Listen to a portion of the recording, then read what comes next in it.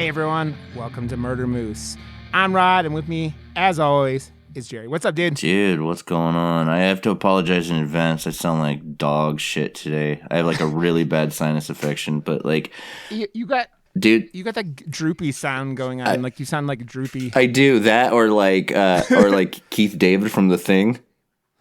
Yeah. I'm Childs, yeah. basically. No, but like, dude, there is nothing that could stop me from talking about this movie that we're talking about tonight. It is a lifelong obsession of mine. Dude, this movie, I had never heard of it before you brought it up. Never heard of it. And I'm like, this movie is weird in so many ways. But like, there's like this transition that this movie feels like an 80s action movie, but also like them trying to cash in on things. And then there's like, you're like kind of comparing it to things like Shocker. Mm-hmm. And then like, and there's so much going there. And it's like, and Lou Diamond Phillips is just like, kind of like, it seems like he's not in his prime yet. You know what I'm saying? I was watching it. I text messaged you. I'm like, man, you need like, you redo this movie with crazy Nicolas Cage and it'd be perfect also. But like, so there's a lot going on. Yeah. So. And everyone's like, what fucking movie are they talking about? Yeah. Yes, man. I literally never heard of it. Okay, we're not gonna bullshit as much as usual with Jerry's like sickness. But I was gonna say, if I'm jealous because you got to watch Lamb last night, which seems like a weird fucking out there kind of film, and you've been saying a lot of good things about it, and that makes me happy. A24 did this thing, and they do it with a lot of their movies. Well, they'll do like one screening called the A24 screening room where you buy tickets and you could watch this movie at a certain time for up to 4 hours. And so, Lamb's a movie that my wife and I both have like really wanted to watch for so many reasons. Yeah. And the trailer was so fucking out there that you kind of don't know what it is. And so like, it was like this fascination. And so we did it and we watched it. And the trailer is both misleading and on the nose for the movie, like without spoiling stuff. But it is easily one of the most unique movies I have ever seen. Like I almost can't put it into any box because it's a horror film, but it's not. There's like about good 60 to 70% of it is very like heartwarming and kind of cuddly, and then when it gets dark, it gets very dark. It was fucking dude, it was phenomenal. I want to see it. It's like they do that art house thing with tinges of horror. I mean, it's very much like what Lighthouse is a weird movie, right? Like I love that movie. It's got the hints of horror throughout a lot of it, but like a lot of it's just like what happens when you leave two motherfuckers on an island by themselves, and like what happens? Do they go fucking bonkers and whatnot? And I mean, that movie's wonderful, but it's just like that's the kind of out there shit they do because they're they built up a reputation for themselves that they can do that stuff, and like people will give it a chance. And that movie, Lamb, is like, what country is it from originally? It's an Icelandic film, and it's still in their native language too. So I mean, it's a subtitled film. But what's so unique, I think. The good thing and the bad thing about a lot of A24 stuff. The good thing is they do slow burn, kind of like art house horror, I think, perfectly. The problem is a lot of pretentiousness goes with it. Yeah. Like Lamb, when you read about Lamb, it will never call itself a horror film, just like The Witch would not call itself a horror film. Lamb, when I looked it up, is described as supernatural drama. It's like, why don't you just say horror? Like I'll never understand how that word like bastardizes whatever music it's attached or whatever movie it's attached to. Yeah, I think there's still a lot of like connections to the 80s, especially horror stuff, like, which is weird because you had like in the 70s, you had some like phenomenally like, you know, important movies like the Exorcist, like that, like, you know, meant so much. And then you go back to the 60s, you get stuff like Psycho and Rosemary's Baby. But like the sloppy stuff really started up in the 80s, right? Mm-hmm. And like, so you get so like few, like, I don't know, man. It's weird, but yeah, it's one of those things. And it's also that never ending discussion with horror. I don't think it happens the other end, but horror fans, when they start considering things thrillers and when things are in that, in between kind of space, right? It's we talked about Josh and I talked about Old Boy on here, and Old Boy is not really a horror movie, but it's just that thriller with that like really twisted, fucked up, things in it, and that's enough. Like movies can give you nightmares without being nightmares, man. Like, oh, dude, no, most definitely. I saw Jim and the Holograms. Yeah. I've never seen that movie. I fucking love it, dude. I think I'm the only person in the world that loved that movie that isn't 12. It makes me laugh because I have a buddy who legitimately loves Cats, the Cats movie, and it takes every opportunity to tell everyone on Twitter how much he loves it. See, my thing is I love drugs, so by default I love Cats the movie. But he's a good boy from Idaho. Yeah. I don't know. There's something special about that fucking train wreck. I don't know. Yeah. I understand because I like I've said before, I love bad things that aren't boring. Like The Fanatic, I'll bring up constantly, and Trolls 2 and The Room, all those things that are just like terrible movies, but fuck. Dude, you know what's crazy about that? My wife had never heard of The Room or Tommy Wiseau. And it was a few months ago. I was talking about it, and she was just like, "Wait, what?" Like she just because like, who openly watches that shit, basically, So I haven't showed her The Room yet, but like because The Disaster Artist is more widely accessible, so I showed her that movie, which is the making of that movie, and like it's kind of become this kind of obsession that we talk about a lot. Like we were in San Francisco a couple months ago, taking my dad to a Giants game. And we were walking downtown San Francisco, and there was this massive billboard on the side of a building for The Room. And I was looking it up, and that's where Tommy Wiseau's like business used to be. So like it was, dude. I love movies like that, and like The Room, Miami Connection, Samurai Cop. There's so many movies that like. They're train wrecks, but the fact is that those people made a movie and they thought they were making something good. The Room, Tommy Wiseau thought he was making like a Tennessee Williams drama, and it was only after everyone laughed at him and it became like a midnight movie that he tried to act like it was intentional. No, it wasn't. Dude, that scene in The Disaster Artist where he's like he leaves the theater and comes back in, and everyone's just hysterically laughing at the film, and he's just like crushed, is just so. It's like that's how it was. You can't like you also don't spend $6 million on something like that, and out of your own money. That guy. Yeah, that guy is such an anomaly in so many levels just because of like nobody knows how old he is, where he got the money from. Did you see the movie that Tommy Wiseau and Greg Sestero put out a few years ago? I think it was a 2-part, like Best Friends or something like that. Dude, watch the trailer when you get done with this. It is just as fucking bonkers as The Room, but with a bigger budget. Yeah, dude. Yeah, that's. If a movie isn't boring, I will usually give it a chance. I've talked about it before. Like the Mummy with Tom Cruise, I was having a lot of fun with that movie until like it was bad, but I was having fun with it. But the ending of that movie is so terrible that movie will forever be like one of those worst movies in my brain. See, I never gave it a shot. Yeah. I should. Dude, it's bad, and then they try to cram in setting up the Universal Pictures Dark Universe at the last third, and it makes something that was bad but like fun, and it just makes it bad. I still to this day I laugh about how hard they set that up with the photo shoot and everything, and it just went straight to hell, and they never made any more. But dude, which is fucking cool, because I don't know if you read about this, but you know how Blumhouse put out Invisible Man by Lee Winnell, right? Ryan Gosling starring in The Wolfman.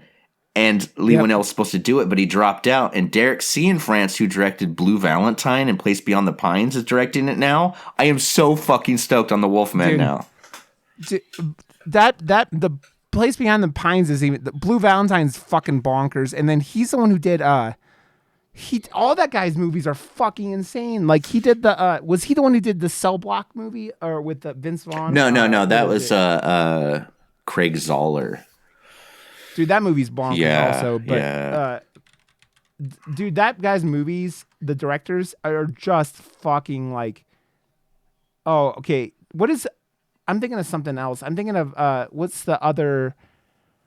Fuck. I can't think of it. There's another Blue movie, and Blue the Ruin. director, where it's like a guy getting out of Yeah, jail and then Blue going out of Ruin, killings. dude. Yeah, he Yes. gets out of jail and like isn't like the homeless dude who the guy getting out of jail killed his parents or something like that. So the homeless guy kills him, Yeah. and then the family goes after him. Yeah. He did Green Room Yeah, also, Jeremy and Saulnier. Blue. Yeah, yeah, Yeah, and he dude. did a lot of True Both. Detective as well. Yeah, dude. That shit is that. You go to Blue and it just goes, damn. But that guy's movies are fucking bonkers. If you hear Green Room is a really, really good movie, but where you go, Patrick Stewart can be that Dude, fucking Green Room deranged. is like the best John Carpenter movie that John Carpenter didn't make. Like Yeah, that, and like it's Jeremy Saulnier's first film, Murder Party, is such a fucking great movie. It's so much fun, dude. Have you seen that one? yeah. No, it's one of those movies that like it pops up, on like streaming services and occasionally on like YouTube videos, and go, that looks interesting. I need to watch it, and I haven't. But it's on the list of Yeah, if must, you like horror comedies, Murder Party's like the fucking shit. dude. It's basically Dude, a bunch of pretentious art students that are up their own asses dressed up, and they invite some random loser in their eyes, basically to their party so they can murder him, and then shit just goes wrong for them. It's so much fun, dude.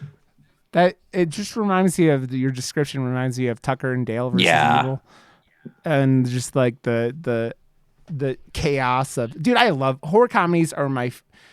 Are probably my favorites. Like, because comedies are the things I can rewatch over and over and over again. That's why Josh and I love Psycho Gorman so much. Psycho Gorman is such a fucking ride, and things like that. And it just, yeah, that kind of stuff. That is like it has that light tone that can help, like, like anytime. Like, you're not always in the mood for like grim horror, right? Like, or grim stuff. And the comedy horror can give me, more of a it's probably universally more watchable, like across the board for me, even when the stuff is better as a movie. It's like, I don't know, there's like depressing movies I'll watch once and never watching again. Like Arrival, I talk about all the time. I've watched that movie once. My wife bought a copy of it, never watched the movie again because I cried like a baby, and that made me feel sad.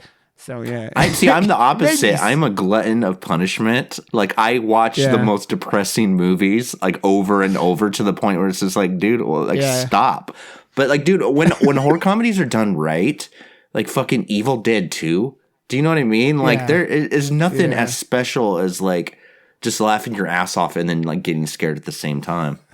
Yeah, dude. There's been some, like, a lot of what the ones Shudder does a lot of horror comedies, right? And like I've liked a lot of them. Like was it Vicious Fun that they did was like a good time. I really enjoyed that one.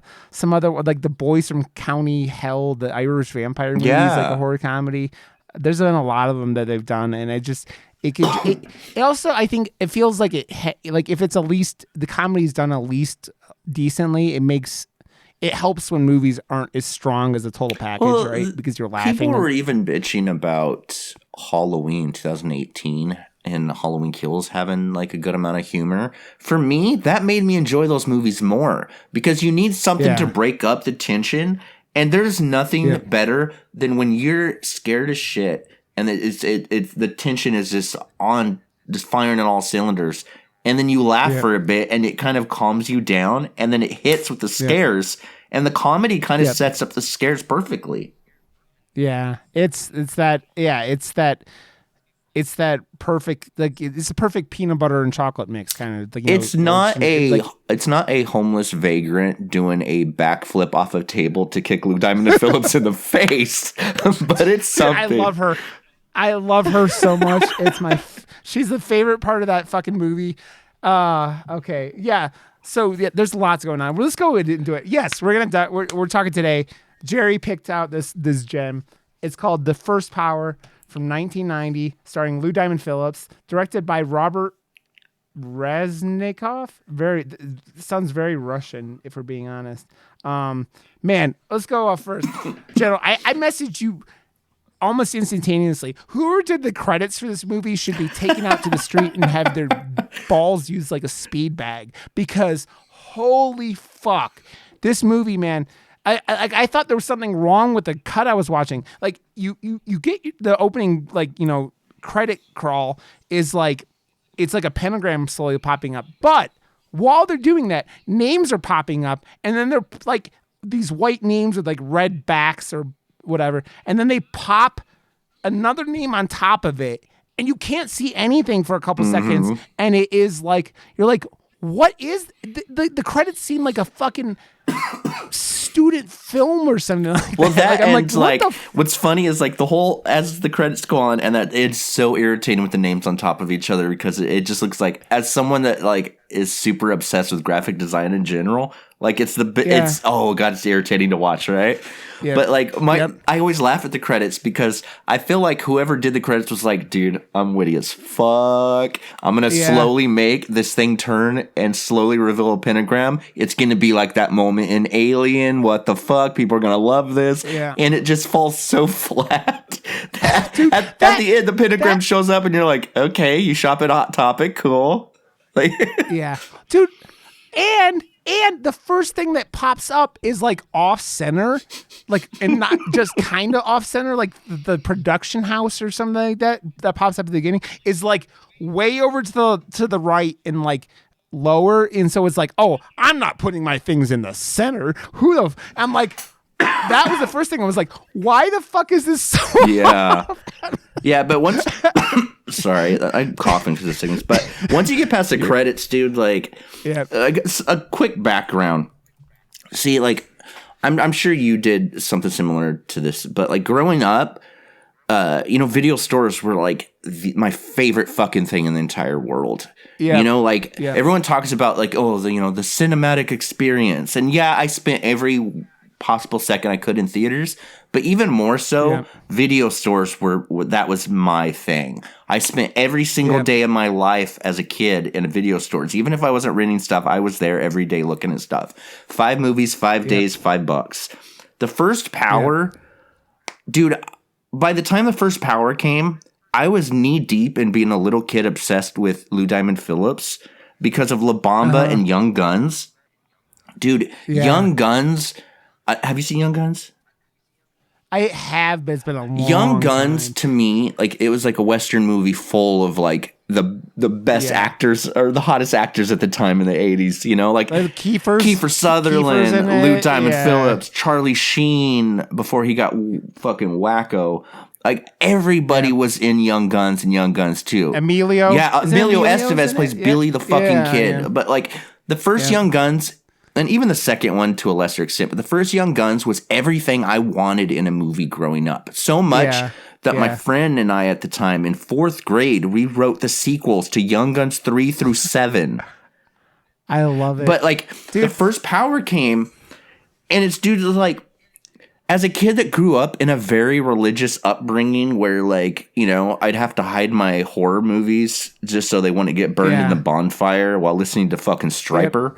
Yep. Like First Power came about, and it was just like my hero at the time, Lou Diamond Phillips, fighting a satanic serial killer who body switches. Like, who doesn't fucking love that, I have to say, and this is probably a good time to bring this up because I don't want to forget. The movie is called The First Power, and then you learn later on what the first power is. The first power is immortality, right? Yeah. But the power that this guy is going through most of the movie is the third power, the body control thing. And then they're like, and then they go, oh, and then your friend, the psychic, she has the second power. I feel like if they would have called it the third power, people would have thought it would be like a mathematical movie. In no problems. Again, I had a blast with this movie. I'm just bringing up stuff. I'm like, why is this the way it is? And it makes me laugh my balls off with all that. And the next text message I sent you after I started watching this, I'm like, man, this movie, like you're like 5 seconds into the film and you get sexual harassment. Like the cops are like, yeah, the only way I'm staying upright. I'm like, your voice going out is also contagious because my voice is also starting to crack on me. No, he's like, the only way I'm staying up is looking at your ass. And you're like, what?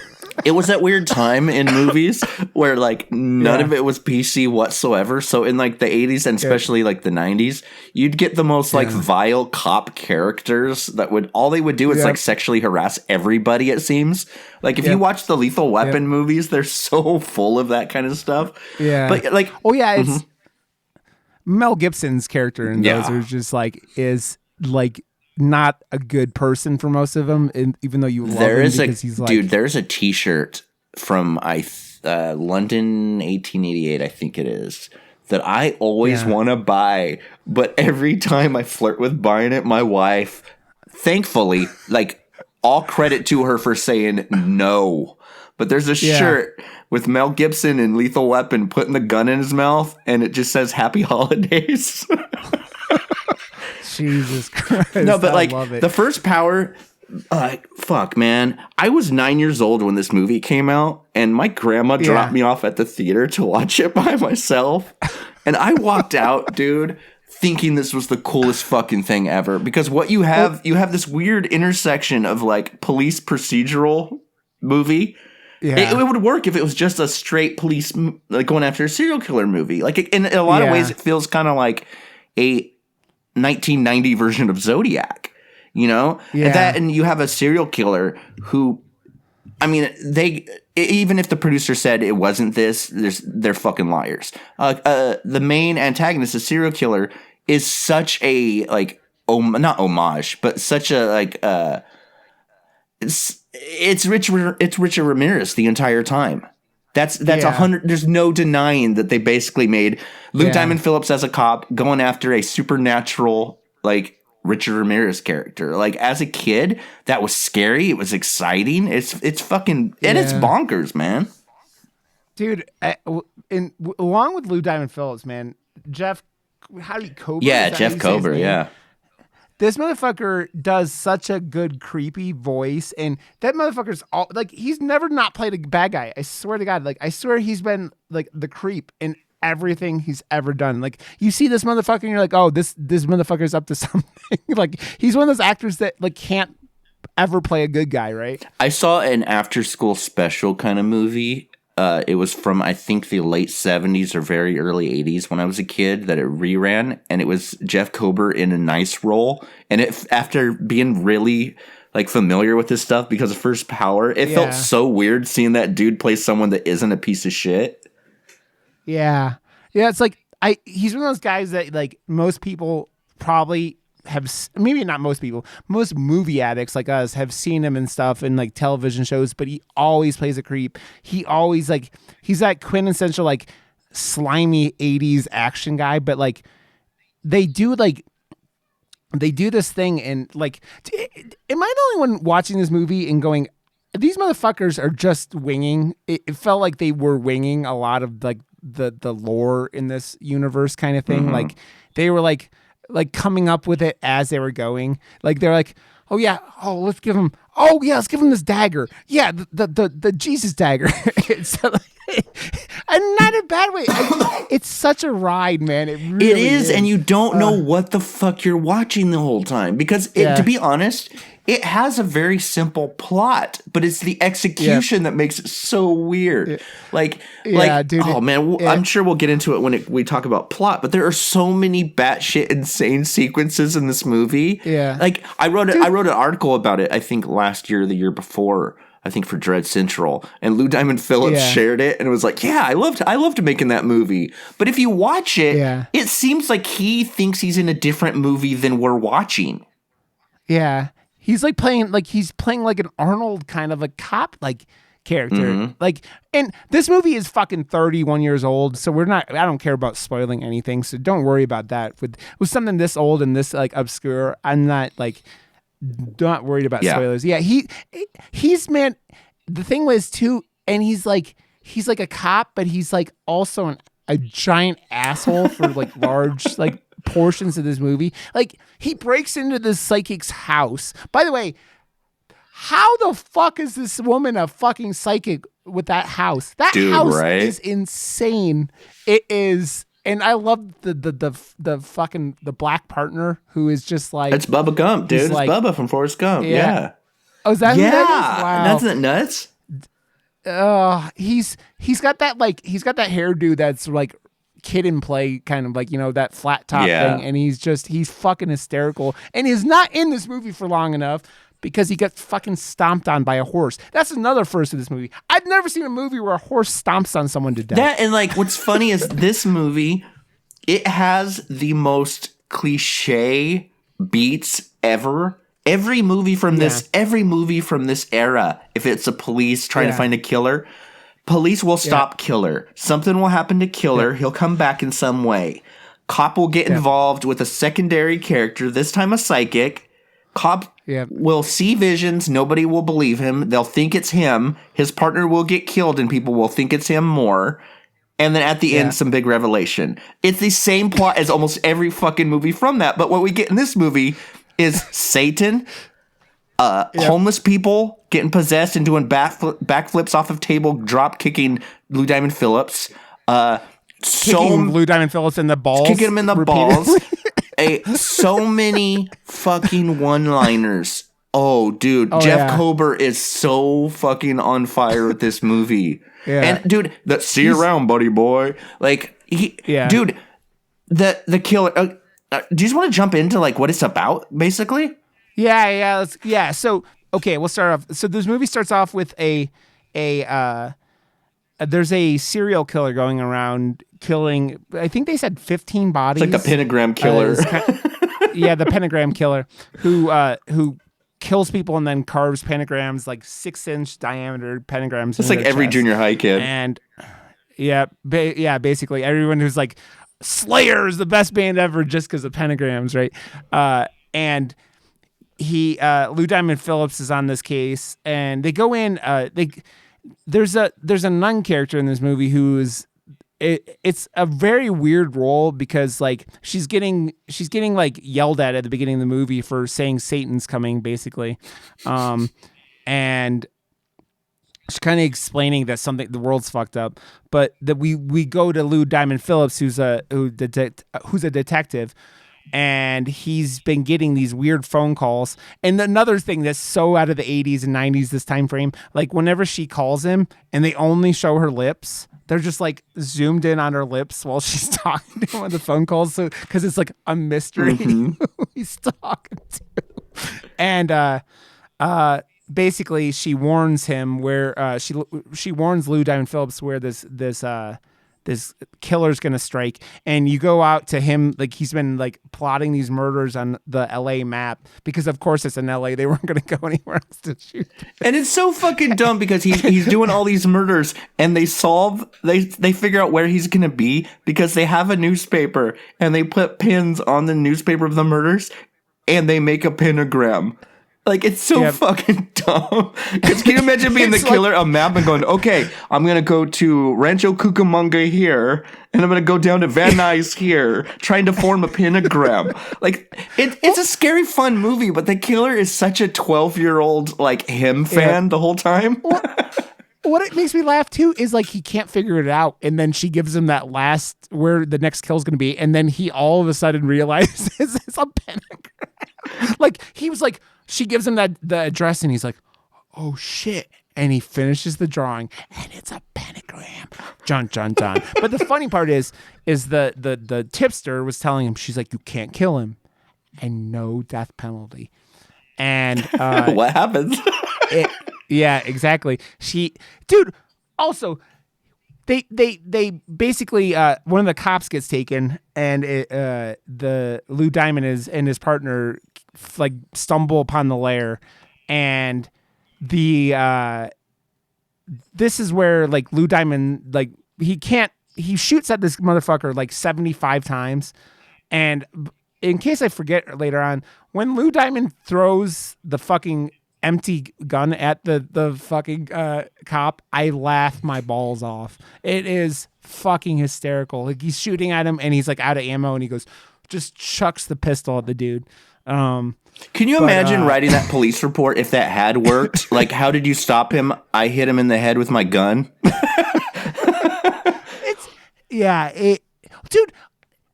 So he he shoots at him a bunch and chases him, and they finally get on, and like they wrestle down a hill, and the killer fucking stabs Lou Diamond Phillips in the stomach like 3 times. Yeah, and then Lou goes, okay, I'm gonna. He goes Lou, and he picks up another Lou, the Lou Ferrigno, and goes Hulk on this motherfucker. He would have killed him. He starts slamming his head on the fucking concrete, the back of his head on the concrete, and like the cops show up and they pull him off, and he's like, rah, and then he starts bleeding, even though he's been like stabbed. He wasn't bleeding. Did you notice that he gets up?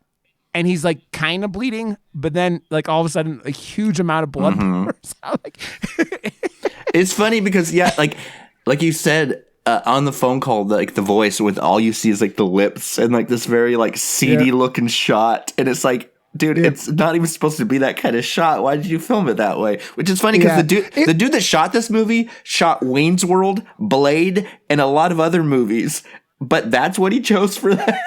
Yeah. It reminds me of like the old like Skinamax like softcore pornos, like kind of like it's like that like very like it's like Love Links or whatever, shot. You know, like those commercials for like 900 numbers. Yeah. It's like ASMR. I keep saying I'm going to do Gizmo ASMR on my YouTube and put it up there or on my TikTok or something because there's people who love listening to him eat and others not, but yeah. So the Lou goes to he captures this guy. Then they go and they're just walking the serial killer up the front steps of the courthouse, and he gets the death penalty, which he had promised the informant that they weren't going to give him. But then they're celebrating, and this part fucking cracks me up. Also, like Lou Diamond Phillips gets called when they're at the cop station, and they're all like drinking champagne because this guy is going in to the death chamber, like the death penalty, and he's like pouring champagne all over himself because he doesn't know how to drink champagne and answer the phone. And it's so funny. Dude, I have seen this movie at least 100 times, and I've never realized that. God, that's funny. Yeah, he's like pouring. He tries to answer the phone, and he's got a cup of champagne, and he just pours it all over himself, and he's like, "Whoa!"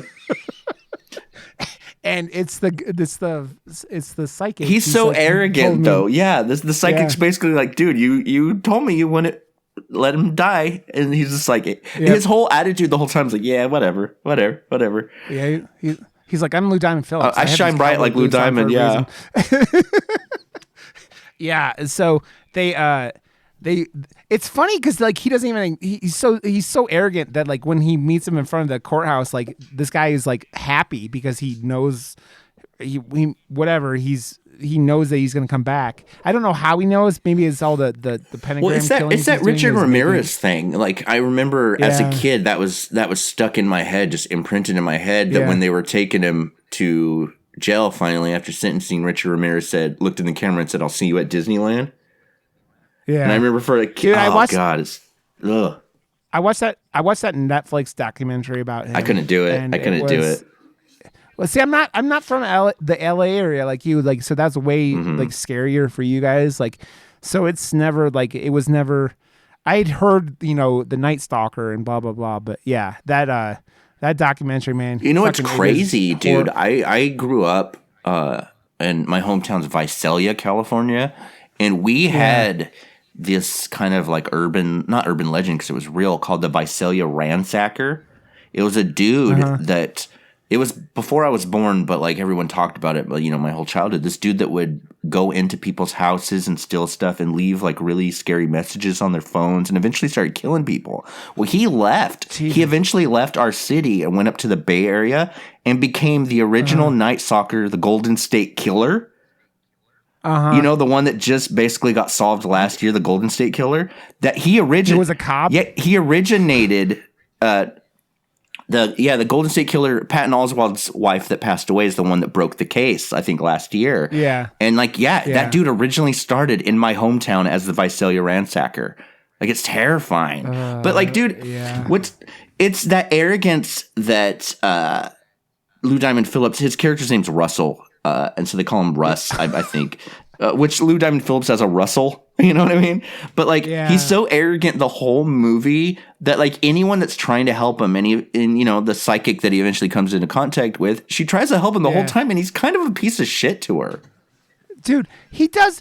This motherfucker, like in a modern cop movie, would have been taken off. Like he keeps doing stupid shit, and they just they bust his balls a little bit, but they don't like ever like they're like, hey, you kidnapped this lady after breaking into her house.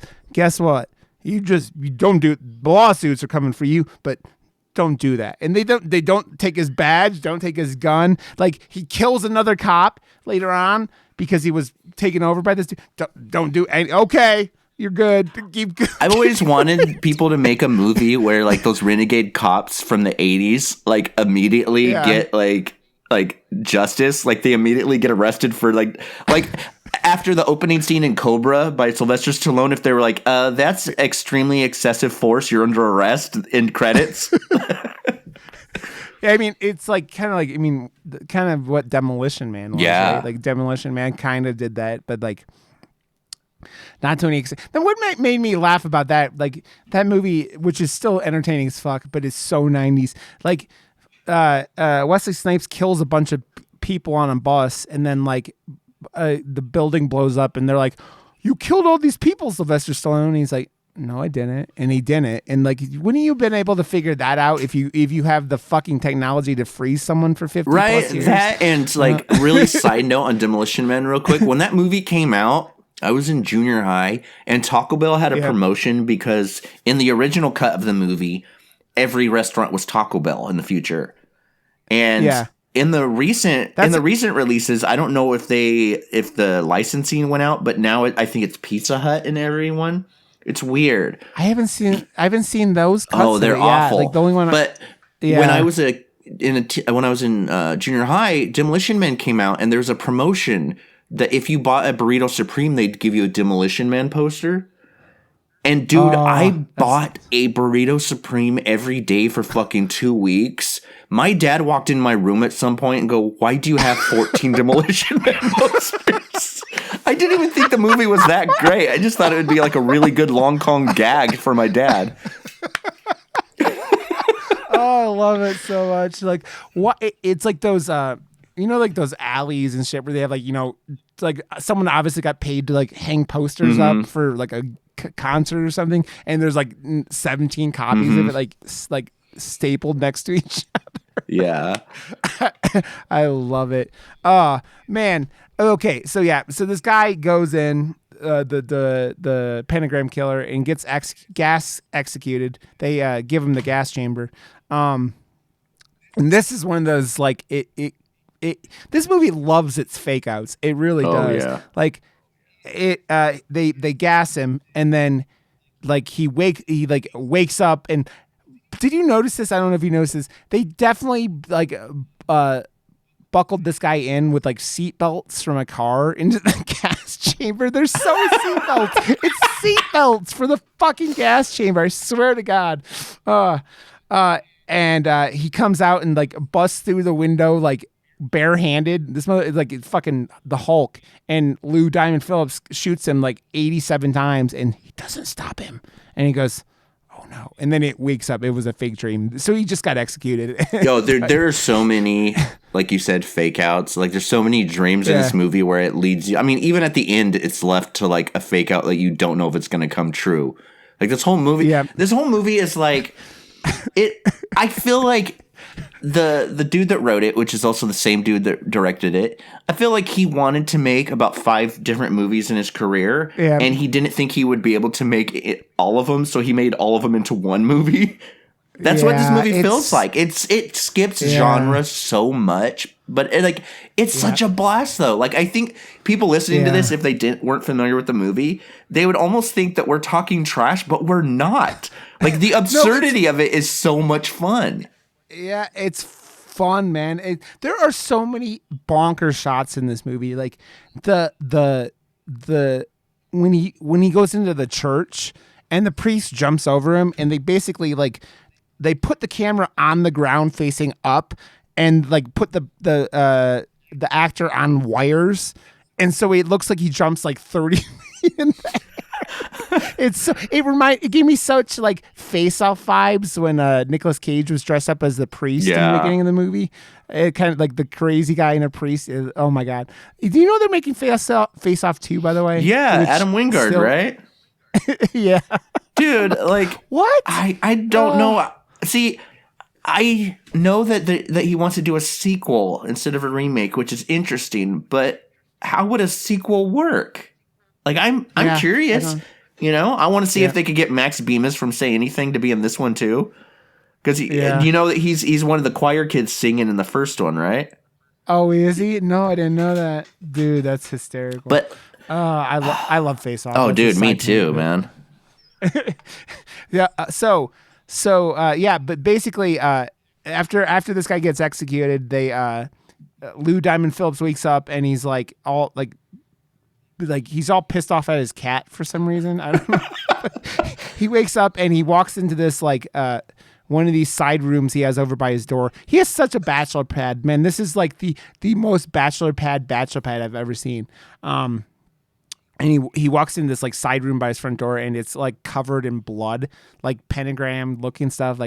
And his door, someone starts knocking on his door, and it's these two cops. He's like, "You got to get a forensic team. I got a bloodbath in here." And he walks in, and there's nothing there. And it's like, they're like, "What is wrong with this motherfucker?" Like, this guy has had, like, by the end of this movie, has had done and said enough things that you're like, he should have been like committed to a fucking asylum. Well, I mean, after the movie's over, there's no way that Russ had a career. Do you know what I mean? I've always wondered that. Even as like a kid, I always wondered like these batshit insane supernatural movies, when they're done, the cops probably arrested him for all the murders that the Satanic Killer probably did. Like he's probably in a psychiatric hospital at this point.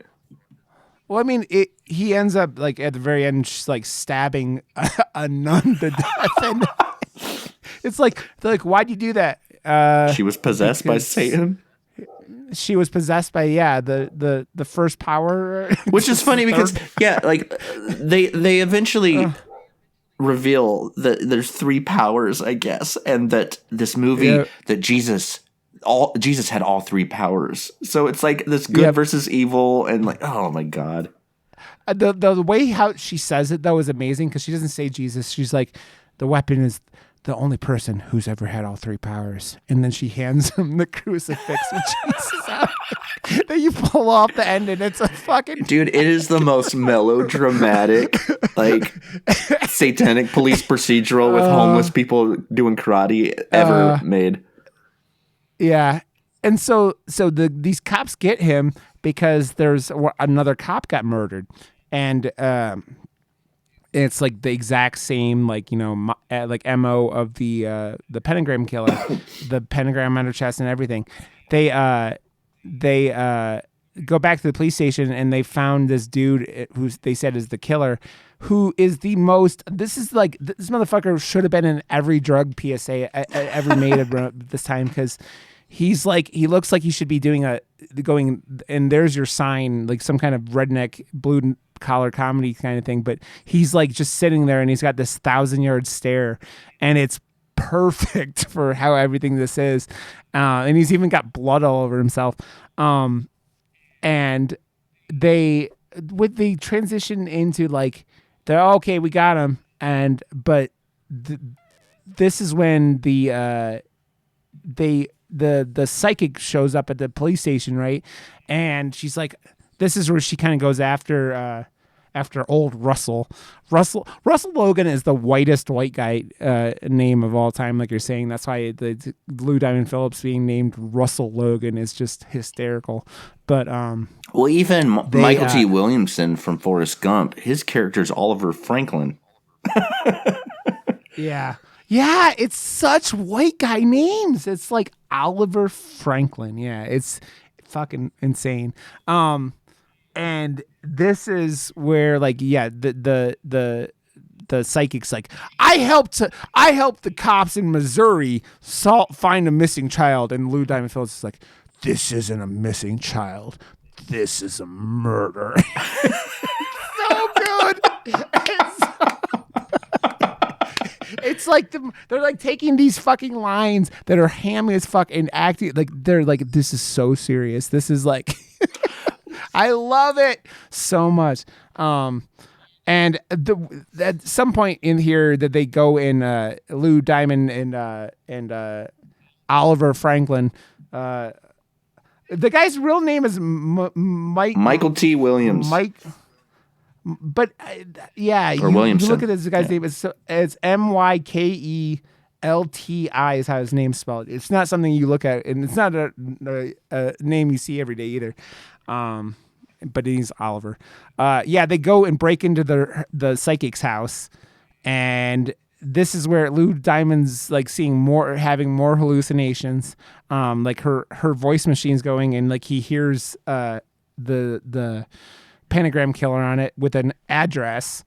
And then the psychic comes home, and this is like the kind of house that they would shoot like pornos in at this time. Like it's like got this like big glass windows overlooking the hill, and you just see the whole city of LA. And this is in a fucking multi-million-dollar house in 1990, let alone now.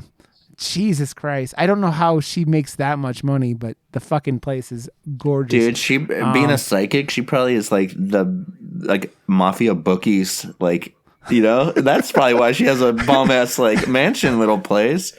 Yeah. Well, because they make it so like she's really like kind of does know the future, which is weird. Like, so like maybe she's like gambling or something. Right. You know, she's like, yeah, I got it all on the New York Giants to win by 3. She went to the future and got like the almanac. Yes. I love it. I love it so much. So yeah, so then Lou Diamond Phillips now has his Russell Logan has broken into this woman's house, and he jokes that Oliver's like, hey, we should really have a warrant, and he's like, we'll say we had a psychic hunch, and I'm like, oh my God. And they don't find anything. They just hear the voicemail stuff. Now Lou Diamond decides to kidnap this woman. Mm-hmm. No arresting or whatever, just takes her with him. They go to this spot that he heard on the radio. And this is one of the most insane scenes I've ever seen in a movie, where a guy driving a horse and buggy runs over his partner, R.I.P. Detective Oliver Franklin, and stomps him a bunch of times, and then continues to go off on his horse. And Lou Diamond Phillips, with the girl he kidnapped, goes after him in a car and almost gets killed like 18 times. They stop where this horse is, chases this guy up to the roof. The motherfucker just like jumps off like 10 stories and is just like, hee, and wanders off, like waves that at shot to this day blows me away when they jump off the roof, because it looks so effortless. They just jump off and they just run. They hit the ground running. Yep.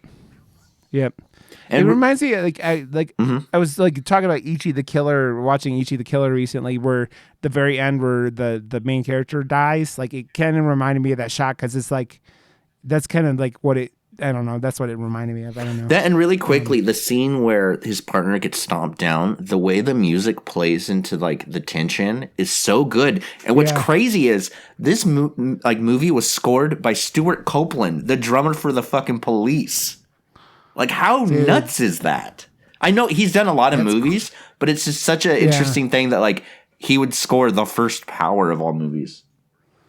It's funny, man, because like you think about it nowadays, like musicians have like who do start going into scores, like I mean, you have Trent Reznor, who he was arguably the best like movie scorer the last 20 years, right? Like it's like winning Oscars left and right. It's nuts. Yeah, I mean, and the guy who like most people who go to like do those reviews for or do those, nominations and shit, wouldn't know a Nine Inch Nails song if it bit them in the dick. Right? I feel like that's the next progression for so many people. Trent Reznor scoring fucking Soul of all movies and winning an Oscar. Charlie Clouser, who used to be the keyboardist for Nine Inch Nails, is the main dude that did all the music for the Saw movies.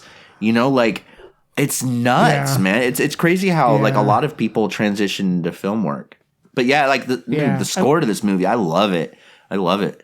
Yeah, it's good, man. Like it all works together. Like all the stuff we're saying is being like, I will say there, like nothing is bad in this movie. There's stuff that's goofy, but it's like it's a fun. All of it, even that might even. Some people will probably call bad. It's still fun, right? Oh, which is totally with a goofy movie like this. So the black guy, he goes back down after the guy jumps off the roof. Is that black guy's done a lot of stuff, and this is I don't know. I can't think of the guy's name. He's just like this guy who's been in a lot of movies. They're like him and this guy are just standing there, and they're like, what do you talk about? No one jumped off here. And while Lou Diamond is like just waving his gun around like he does the whole movie, his gun is in the air while he's running. Like there are so many bullets. Safe. There's so many bullets that probably fell from the sky that he shot into the sky that fell and probably killed a kid who didn't have any of the 3 powers. I mean, he shoots the gun up in the air at one point during this, right? Yeah. When at some point he does, I think. I don't know, man. This movie's bonkers. I watched it twice. Dude, did you catch Bill Moseley? Yes. The bartender. Bill Moseley was, he was the bartender. He's like, I'm that's Bill Moseley. Because I'm like, this is after Texas 2 and like, he'd done some other stuff. I mean, he wasn't, but I don't think, I feel like most non-horror people still don't know Bill Moseley from A Hole in the Wall, but like, Chop Top is still one of those iconic fucking characters, man. And it's zombies' love of him has like brought him a lot more attention. But like all the music videos Ice Nine Kills did for their new album have this reoccurring thing that Spencer murdered his fiance in one of them, and like the cop investigating it like after all the music videos is Bill Moseley, and it's just like, I love this dude, man. He just seems like he's like one of those actors who does stuff who he thinks is gonna be fun, right? Like he's like, oh, this is gonna be a blast. I'm gonna do that. And his music is so fucking wacky. Like it's like carnival music. He doesn't even pretend to want to know how to sing. It's just like weird poetry that sounds like Chop Top is reciting it over music. Like, dude, if no one has heard it, YouTube, or better yet, pay so Bill gets money, Spider Mountain. That project is so fucking weird. Yeah, I don't know if I've listened to it. You gotta remind me later, and I'm gonna check some of it out. Yeah, man.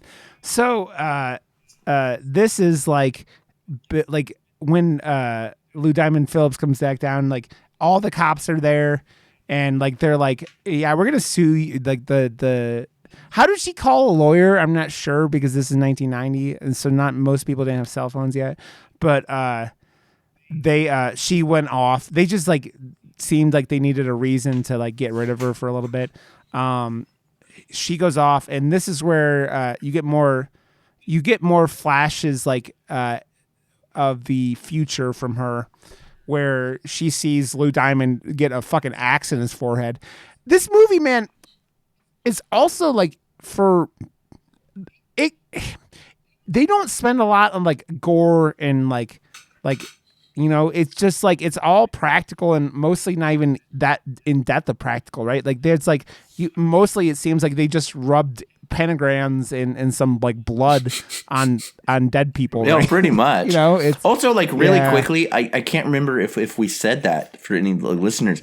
Basically, when he was executed, he is reborn with this power to jump from body to body because he worships Satan. That's it. Yeah. They don't explain any of it. Like, that's why I was saying with the mythos, it very feels like they threw in some lines in a couple places, like to like kind of justify what was happening. And it's not like, I feel like you go like this movie comparatively it's very much like the Shockers that are like the closest comparison, because that came out a couple years before this, right? I think it came out the year before. Yeah, or Falling Down is the newer version. Fallen, of it. Right? Or Fallen, yeah. That movie will always be time is on my side, because that fucking trailer is, dude. Like, I hated that movie when it was initially released, not because it was a bad movie, but just because like I was so pissed, because I was like, well, why didn't we just get a First Power 2? Why didn't we just get the First Power 2? Like, that's basically what this is. I mean, yeah, it's all those. It's funny, man. There's like 7 plots, right? And like, so like a body jumping serial killer is. I just think that like the Wes Craven went more bonkers with it. He went with more the whole, camp. Like, this movie, the best way I could describe this movie, it is an episode of Law and Order if there was a satanic body switching serial killer in it. That's what it feels like. It feels like Law and Order with Satan in it.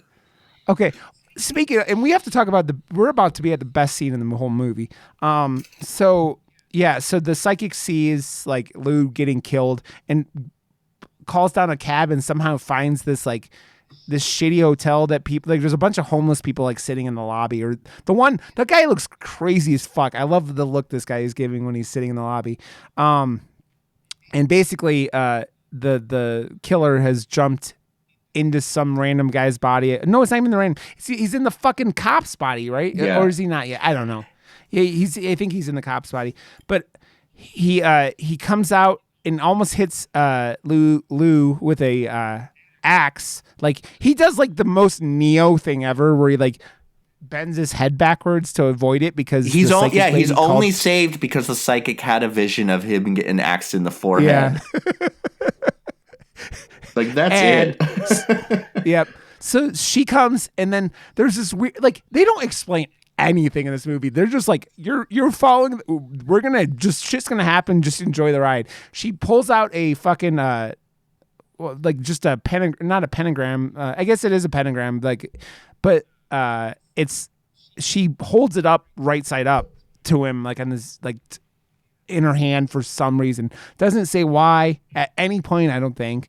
And then her and Lou run off. This motherfucker takes the ceiling fan out of the wall with the power of the devil, runs after with him, and it goes like 1,000,000 miles an hour with no power. Dude, that's the devil for you, man. He works in mysterious ways. I love it so much. And then I was texting you the first time I'm seeing this. I'm like, dude, now I just want to watch Dead Alive, right? Because of the lawnmowers. The lawnmowers. Yeah. No, dude, as a kid, dude, like I said, I was 9 years old when I saw this shit. And any 9-year-old that will see a bad guy with a fucking ceiling fan, like walking towards someone, and it spins, like, that is imagery that any 9-year-old would fucking go crazy for. Dude, I gotta see if I could find you a video of it. There's a streamer who his stream is called Sour Kool-Aid Show, but he's a buddy with a friend of mine who lives up north of me, and these two grew up in Montana, like, as friends.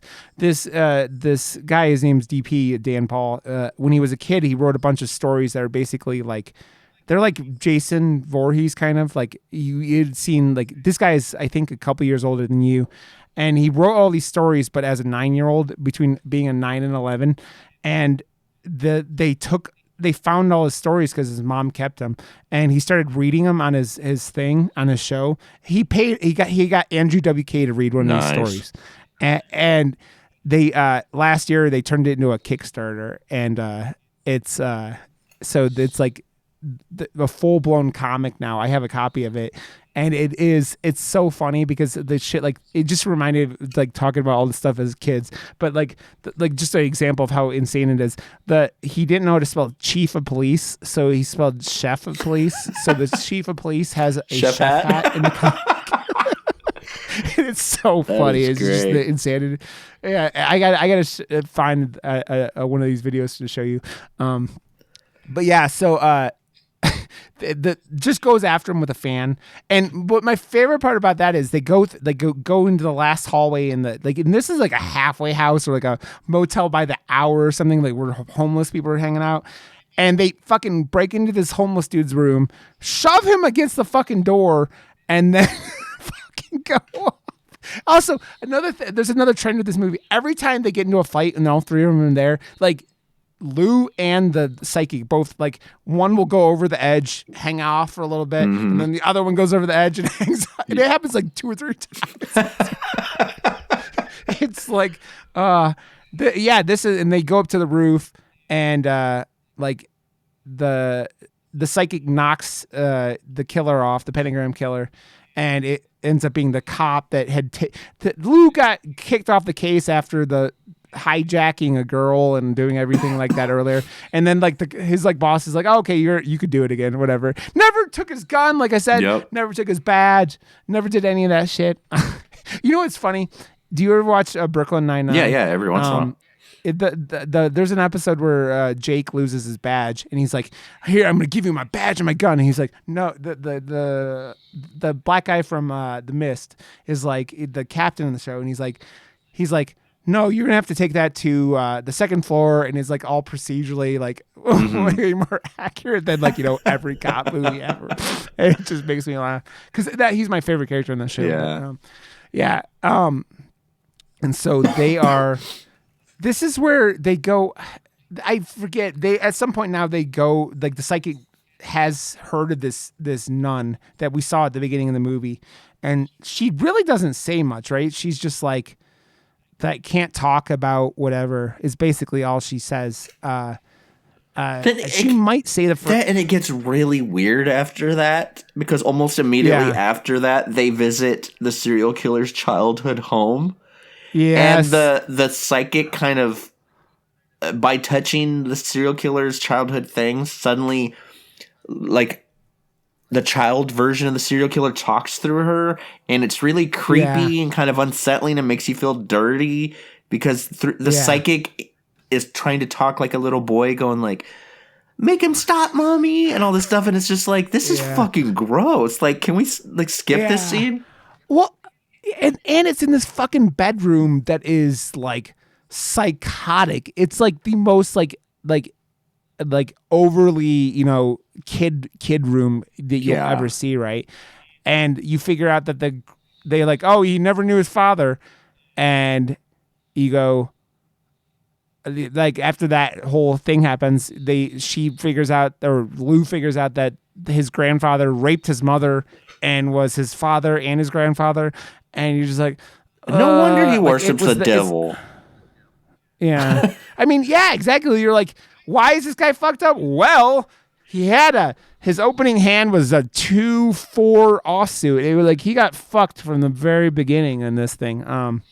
There's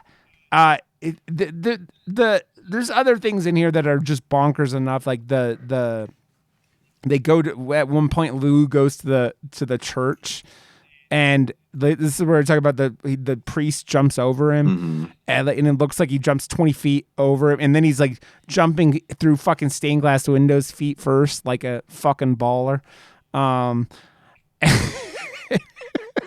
There's so many memorable scenes, and like it all comes like down to like they dude, the other scene that I really love, when the killer jumps on their car and they're just plowing through everything. Oh, because the killer, I didn't mention it. The killer has this like really weird mask. Yeah. That kind of looks like, it kind of looks like one of like the presidential masks, but not a president kind of thing. Like early on, he, like when he's going to kill the cop before they catch him, like he puts it on her for some reason. I forget so about weird. That. It's like, it's such a weird, I feel like whoever wrote, or the director wrote it, but I feel like whoever wrote it had no idea, like factual stuff about Satanism or anything like that. Yeah. So he threw in like random things like, ooh, the satanic killer wearing a mask. puts it on the victim for half a second. And it's just like, it's nonsensical shit. And there's like, I looked up on Wikipedia some reviews, and one of the writers, when it first came out, said, this is funny, that Lou Diamond Phillips doesn't seem comfortable here, but he's not bad. And that even though it has impressive special effects, the whole thing is seriously stupid. Like, but the thing is, like, that's part of its charm. Like, it's so absurd and bonkers and kind of, to be completely honest, it is a stupid fucking movie. Yeah. But it is such a blast. It embraces it, which is like the thing where you like, we could sit here and laugh about this, but you're not hating it because it's not like it. Like I talked about the Mummy, like the first 2/3 of that movie is stupid, but it's like embracing the stupidity and doing it. Like this movie is completely like, it doesn't, like the mythos literally feels like they're just writing it as as they're going along, which is, and it's such a good example of its time. Like this, like in the late 80s. I mean, you'd get the most bonkers, late 80s, early 90s, you get the most bonkers police movies. You know, those, the whole Relentless series that, like, you know, the first one was theatrical, the second, third, and whatever is straight to video. Like, the first Power went to theaters, but it feels like a movie that you would see on the horror shelves at, like, a video store and be like, well, that looks interesting. It has that straight to video kind of horror action vibe that made movies from that era so much fun. The cover is terrible. Like the cover of the, like, where's the zoomed in face of the killer with like outlined blue Lou Diamond Phillips. Dude. And he goes, Satan has created the perfect killer, one who cannot be stopped. Be warned. Right? Dude, I used to have that fucking poster as a kid. No, what's funny is on the DVD and the Blu-ray, I don't know about the DVD, but the Blu-ray, there's an interview with Lou Diamond Phillips, like a recent one. And he said that at that point of his career, if I remember correctly, it could be from another interview, but he said at this point of his career, he was kind of up his own ass, and he was so pissed off that the killer's big face took up most of the poster that he insisted that he was on the poster.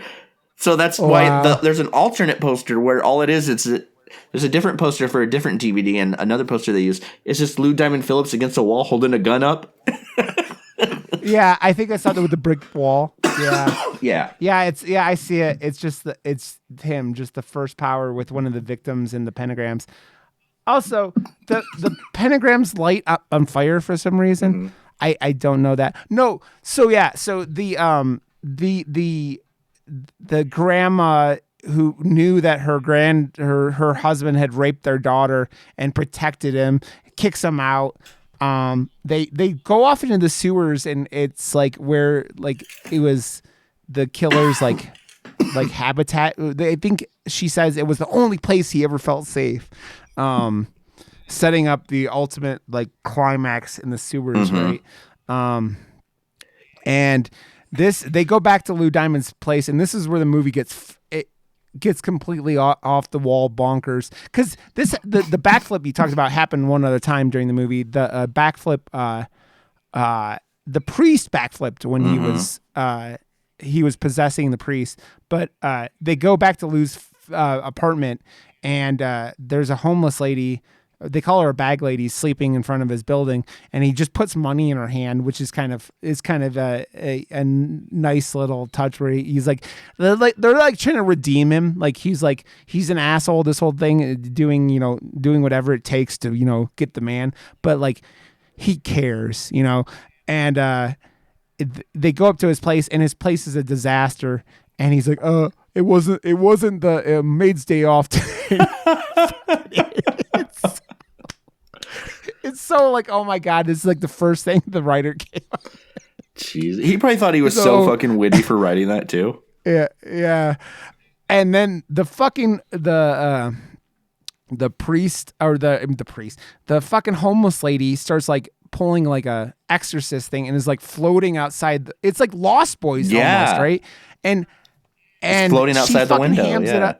Yeah, she hams it up so good, man. This actress was like, I'm a homeless vagabond being possessed by a satanic serial killer, and I'm gonna have a fucking blast with it. Cause like she busts through the window after scaring the shit out of the psychic, and proceeds to kick the living shit out of Lou Diamond Phillips.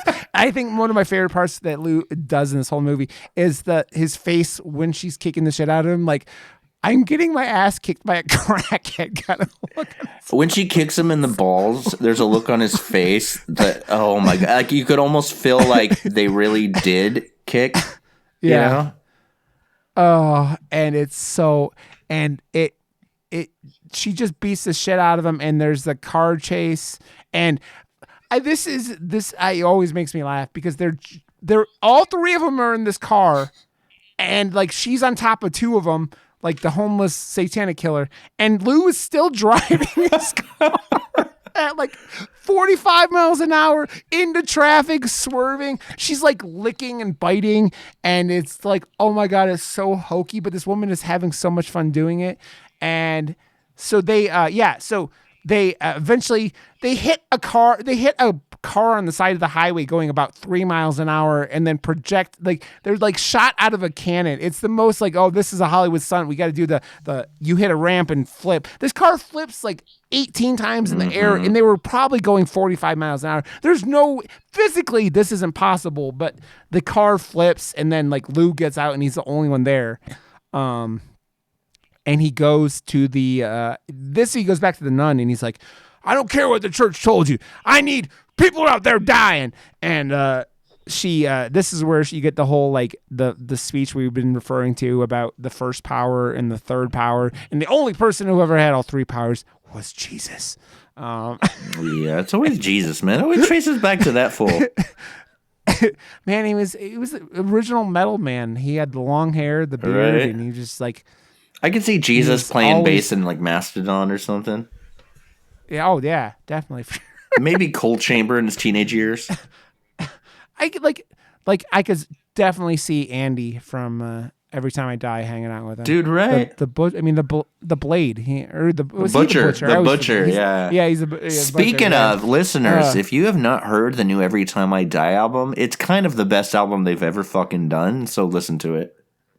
Dude, I need to listen to more of their stuff. You maybe need to point me, because every time I've gone in their stuff, I've been like, this is cool, but it's so weird that it's like, dude, I'll make you a playlist. That's my favorite fucking band of all time. I've been following Andy on fucking Twitter for years and years and years, because he before he even started training wrestling, he was on this wrestling podcast with as Audrey Stedderson or something like that. Who's been doing independent comics the last few years, but he used to do this wrestling podcast, and he was on there all the time. So I've been into them for a while, but just not really knowing where to listen to, sure. You know. So the nun basically goes and gives him this crucifix that has this blade inside that somehow, because it's Jesus, he could stop this killer. How do they end up in the sewers then? How do they figure out? Does he go? Basically, it was his happy place. It's like an underwater, like a water treatment place or plant or something. And he worked at the water treatment that is before he it's got kind killed. of like James McAvoy's hideout in not the newest one, not Glass, the other why am I drawing a blank? But the one where James McAvoy, the multiple characters, not Glass, the one right before it, Split. Yeah, it's like Split, where James McAvoy's character, kind of like his happy place is like underground at the zoo. It's kind of like that, but with a water plant here in the first power. And he takes the psychic there, who really quickly is interesting because she's a crazy famous sushi chef now that plays a psychic. And she's Melanie Griffith, her sister, and Dakota Johnson from like 50 Shades of Grey and stuff, her aunt. But yeah, he kidnaps her, takes her to the water place, and it's I love the ending of like at the water treatment plant. It's really cool. Yeah, dude, it has like Batman vibes. Mm-hmm. Like there's like we got to do the Batman scene. Like, cause they do the more they fall off of things. And then like the killer falls into a vat of acid. And then I don't know where this came from either. Lou Diamond Phillips does his Zippo and drops it in there, and it like explodes. Does acid explode. Dude, I don't know. and, and then, dude, I think my favorite part about all that, before that happened, they do a scene where like he's stuck in like in the middle of the hallway, and they do the alarm sound from like your iPhone, or like where you don't want to wake up, and because water is coming down the tunnels, and it's so you could see the superimposed stunt double there, Yeah. like where I think they'd probably poured water down on him, but not like what was in the movie. And then they all get shot out of this tunnel like it's a water slide or something. You know what I mean? And then you get like what's funny is like, and it's one of my favorite parts of the movie. You get like basically the end of The Omen, because like Lou Diamond Phillips has that fucking crucifix dagger, and he's about to stab the nun and put the end to it, and he stabs. But as soon as he stabs her, a random cop shows up and shoots him. Yeah. They showed up. They showed up when he had the knife out. It like like from the acid like explosion bomb. I don't know. And they're like, "Don't do it," and he stabs her. And then like it kind of reminds me of like when like kind of like you're killing vampires, but PG-13 kind of like there's no blood. Like they're just like probably what they're gonna have to do when Marvel makes a Blade movie here coming up. But yeah, and then this is where you referred to it later. Like they shoot him a couple times, and then the last scene is the psychic sitting over Lou Diamond Phillips' like body in a hospital, where he's like in a coma or something, and you hear the "catch you later, buddy boy" or whatever. What's the line? Is it? It's something catch like you later, that, buddy boy.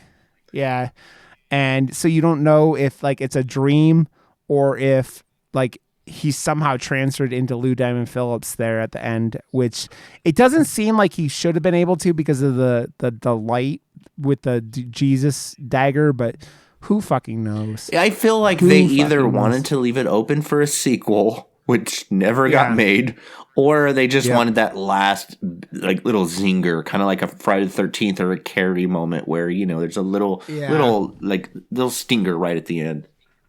Yeah, and that very much what it feels like, because it's that's the type of thing where you're like, oh yeah, this will set up for the sequel, and you're just like, no. What's crazy is like this movie doubled its budget. It did okay, like it made money, but like I feel like the reviews for the movie were so brutal. Like none of the But then again, like if you really think about it, when has horror ever gotten good reviews unless it's the kind of movies that insist on not calling themselves horror? You know what I mean? Like Silence of the Lambs or movies like that, the media darling horror films. Those are the ones that get great reviews. I mean, like, dude, it's like been the last 5 years where that kind of stuff has been more. And A24 has been a lot of that, like with The Witch and then Jordan Peele. Jordan Peele obviously has a lot of, I think, of like saying that, and it makes me laugh because I always look at the critic audience differences in movies, and I think what do you call them? God, I'm having a brain fart from. Wow, my brain is just gone. From Hush, Mike Flanagan was tweeting. I think it was Flanagan was tweeting about the Halloween Kills because of the difference between the critics and the number one movie in America, like, making so much money, but the critics despise it. But it's funny because it made me laugh because Josh and I talked about The Stylist, and The Stylist was one of the biggest gaps I've ever seen, and it was the other way around. The critics were like in the 90s, and the audiences were in the 30s. Crazy, I love that one because. Yeah, I always go, what would happen if you made Michael from The Office a serial killer? Yeah. Oh, that's The Stylist. That's what it is. That's great. Yeah. So it's been these last couple of years, like where these, like, I think Jordan Peele's like the first one you point at because of the social issues he's also pointing out in his films, that like, I think critics have been less like, okay, we give this one credit. I mean, like your love of Hereditary and what Hereditary means as a movie, that was up there too. Like that movie means so much for like what horror is an art, but it's the films that gets that dreaded elevated horror label that are the ones that the critics tend to love, And it's that label. And I wrote an article for Blumhouse back when I wrote for Blumhouse.com regularly in 2000, I think 15 or 2016. I wrote an article about this kind of movement that was going on, or I was asking the question, is this something real or is this just another label called Death Wave? And I wrote a kind of 2-article kind of question about, like, the first article was talking to a whole bunch of directors and actors about this term death wave, which is kind of like elevated horror. Is this really a thing or is this bullshit? The second article, it was supposed to be one big article asking people, like, is this just another term that's kind of dangerous for horror? What is this? The problem is my editors at Blumhouse.com split them into 2 pieces. So the first one seemed pro and the second one seemed against. After the first one came out, I was the most hated motherfucker on the internet for a week because they thought I was trying to push elevated horror. Like, to the point where Ty West said, he shared my article and said, this guy's, this stuff like this is the reason I don't want to make horror anymore. Elijah Wood talks shit. Like, for a solid week, about like 5 or 6 years ago, people hated my guts. And dude, I get it. I get it, because horror is able to tell great stories without this kind of like snooty, nose in the air, elevated horror thing. And I feel like movies like Halloween Kills, or movies like The First Power, or movies that are just horror films, especially not so much Halloween Kills, but The First Power, it's a movie that's just supposed to be fun. It's just supposed to be entertaining. I think a lot of critics don't get that means something to people, you know? Yeah. Dude, after all we've talked over the last couple months, dude, you are the least like pretentious person in the world with that kind of shit. And it's like, you have liked plenty of movies, you know, that there's a general census aren't fucking good. Oh, right. I mean, this movie, like, you talk about it, like, and I had a blast with it too. And it's one of the reasons I love talking with you so much. It's like, because you just sit there and just enjoy the ride. Like, and man, this is the kind of stuff, as long as it, like I said, as long as it's not boring, I could have fun with almost anything. And this is the kind of stuff where I'm just like, man, this is a blast. And I don't care if the critics didn't like it, and it doesn't always make sense. And there are even times in this movie where we're like, this movie kind of seems like they thought about putting it out on direct, like a TV movie. Doesn't it feel that way? The lack of blood. Yeah, the lack of blood was a lot, like, in special effects and stuff like that. It's like the most blood you get is when he sees that guest room in his house and it's like splattered with blood. You know, like you said earlier, and then the cops show up and it's like all clean again. That's the most blood in the entire movie. Yeah, it's rated R, and I'm just like, the most R-rated thing in this whole movie is when at the beginning, when they're doing the stakeout and the cop's sitting there with a blow-up doll as his like girlfriend in the car. Like, what the fuck? Why? And then the best part about it is the fucking nipple of the fucking blow-up doll is just hanging out. Like, it's like, why? What has this man done to that doll? This guy is definitely fucking this blow-up doll when he's on stakeout. Especially because, like, oh my god, this movie is a blast, man. And this movie is, you can stream it places for, like, I watched it on YouTube. I'm not gonna admit this movie's on YouTube. So, like, if you have never heard this movie and you had a blast talking to us, listening to us talk about it, it's worth a watch for sure, man. And this is the type of movie, like, I watched it the other day after work, and then I was working today, and I'm like, I don't have anything. I'm fuck it, and I just put the movie on because I was like, just refresh a bunch of stuff because, like you said earlier, it's funny, man. Like, I often watch movies more than once when they're simpler plots because there's less points to, like, you know, think about and talk about. You're more like focused on like events happening in the film than like the plot of the movie, right? Dude, when I was a kid, there was a few movies that I would watch regularly just for that reason that you just talked about. Yeah. The First Power, Flatliners was a big one. There were a lot of movies like that they almost became background noise in a good way. Like, I loved the movies. Yeah. They weren't incredibly difficult to follow. I mean, to be honest, I don't think First Power would ever be incredibly hard to follow because I don't even think the directors knew how to follow the movie. The director did. Like, it's such a batshit insane movie, but that's part, like I said earlier, that's part of its charm. It's such a fucking, it's such a blast, dude. Yeah, it really is, man. It's a fun movie that's just like, that was trying to do so many things. Like you talked about it. This movie was obviously influenced by like the Arnold and Sylvester Stallone, Bruce like, Willis, kind of, the macho guys of the like the 80s into early 90s, because this movie it came out in 90, but it feels like an 80s movie, right? Even we were talking about it, like this movie has Tracy Griffith, who plays Tess Seaton, the psychic, a complete redhead, like where all the redheads were getting all the work in the 80s because of like Molly Ringwald, right? And you hear stories later on about like Sarah Jessica Parker not wanting to dye her hair for, what was it, Footloose or whatever she was in, that they wanted her to dye her hair red. Like, cause I guess she had been in Annie and was like, fuck you guys, I'm not dyeing my hair red again because of that. That's fine. And so it's like, there's so many things of this time frame, and you're like, man, this is like everything of like that. And it's also changing into what the films were in the 90s, right? Like that transition into like those action movies kind of took a step up, right? Because early 90s, you're starting to get things like Terminator 2 and things like that, right? And like you're going into like the Michael Bay kind of period, like later on in the 90s, but you're getting the crazy batshit action movies of the 90s, and this like was kind of a step into that, right? You're seeing things like later on, you're getting Face Off and like Con Air and shit that I fucking absolutely love, but like it's that bonkers over the top 80s 90s action movies that were obviously inspired by like, that kind of stuff, right?